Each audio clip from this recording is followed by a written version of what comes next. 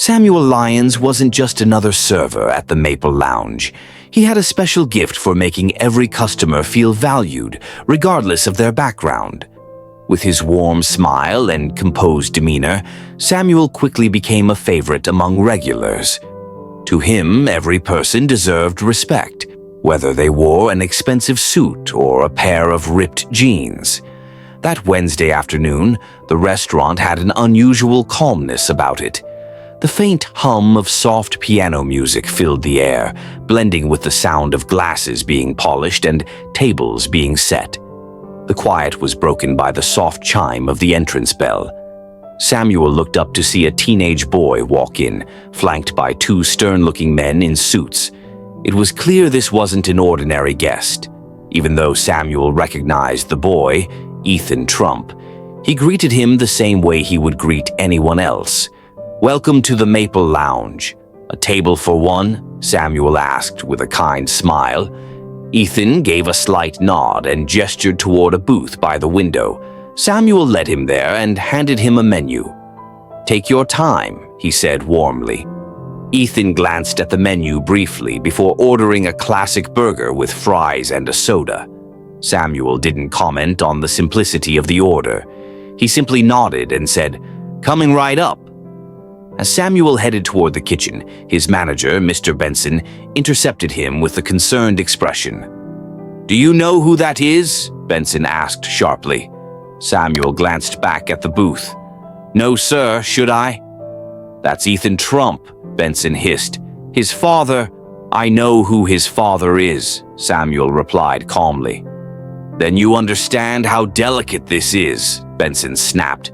"Stick to the basics. No unnecessary chatter, no small talk, and don't make us look bad." Samuel nodded politely, though he felt irritation brewing inside. He focused on preparing Ethan's order and brought it out with his usual care. "Here you go. Enjoy your meal," he said with a genuine smile. "Thank you," Ethan said quietly. As Ethan finished his meal and prepared to leave, Samuel noticed something out of place. Ethan's wallet was left on the seat of the booth. Without hesitation, Samuel called out, "Excuse me." "You forgot this." Ethan turned around, surprise flashing across his face as Samuel handed him the wallet. "Thank you," Ethan said again, this time with a hint of sincerity. Samuel returned to his duties, only to feel the weight of Benson's cold glare on his back. Later that evening, after the dinner rush had died down, Benson called Samuel into his office. "You're fired," Benson declared bluntly.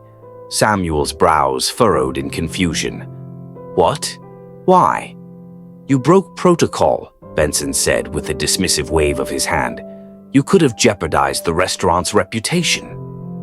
Samuel walked out of the Maple Lounge that night, his heart heavy with the weight of injustice. The next morning, Samuel sat on his couch, staring blankly at job listings on his laptop. No matter how hard he searched, nothing seemed right. After years of dedication to his job, it was all gone over something as trivial as returning a wallet. As he was about to close his laptop, his phone buzzed on the coffee table. The caller ID displayed an unknown number. "Hello," Samuel answered hesitantly.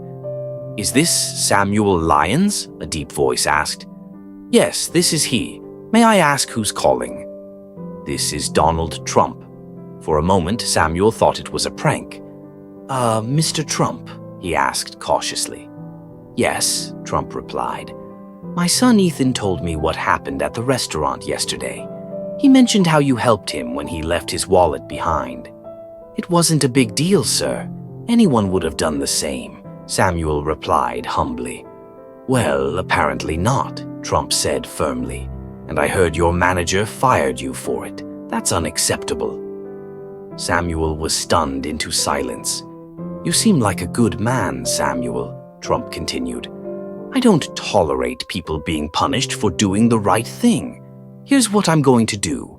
I have a position for you at one of my properties.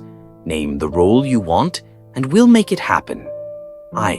I don't know what to say, sir," Samuel stammered. "Say yes," Trump said matter-of-factly. "My assistant will reach out with the details."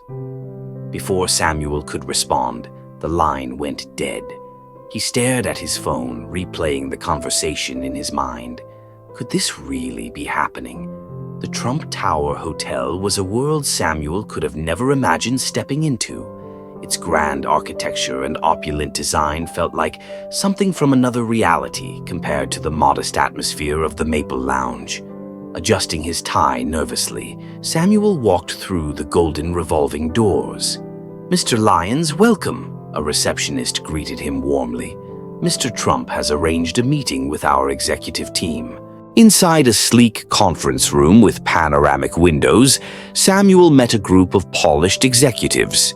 They asked about his background, his skills, and where he saw himself in their organization. By the end of the meeting, Samuel was offered a managerial position in guest relations. The responsibilities were beyond anything he had imagined, and the salary left him speechless. Over the next few months, Samuel poured himself into his new role. He gained the respect of the staff, earned praise from guests, and for the first time in years, he felt genuinely appreciated. One evening, Samuel received an invitation he couldn't refuse: dinner with the Trump family. Sitting in a private dining room, Samuel felt a mix of nerves and gratitude. Ethan greeted him with a warm smile. "Thank you," Ethan said. "You didn't have to help me that day, but you did. My dad says people like you are rare." Donald Trump raised his glass and spoke loudly. "To Samuel Lyons, a man who reminds us all that kindness is never wasted."